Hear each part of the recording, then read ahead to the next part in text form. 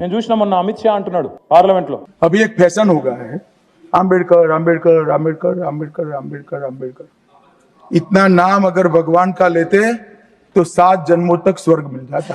Ambedkar బోల్నా fashion हो गया, బరాబర్ ఫ్యాషన్ తప్పేమున్నది. అంబేద్కర్ మంచి చేసిండు కాబట్టి బరాబర్ ఆయన గురించి మాట్లాడుకోవాలి. మీలాగా చెడు చేయలే, మీలాగా దేశాన్ని గబ్బు పట్టియలే, మతం పిచ్చి లేపి పిచ్చోళ్ళని చేసి దేశంలో వేరే ముచ్చట లేకుండా చేసి మతం మాత్రమే ఉన్నది ఇంకేం లేదు దేశంలో అన్నట్టు గబ్బు లేపలే దేశాన్ని. మంచి కోసం ఆలోచించిండు, ఆయన కోసం ఆయన ఆలోచించుకోలే.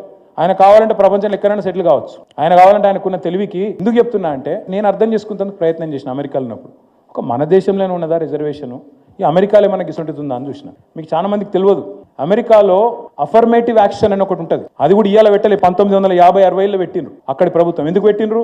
అక్కడ నల్ల జాతీయుల మీద ఏదైతే వివక్ష ఉందో ఆ వివక్ష పోవాలి అంటే వాళ్ళకు కొంత ప్రత్యేకమైన రక్షణ, మన రిజర్వేషన్ లెక్కనే వాళ్ళకు కూడా విద్యలో ఉపాధిలో వాళ్ళకు కూడా రక్షణ ఉండాలని పెట్టిండ్రు.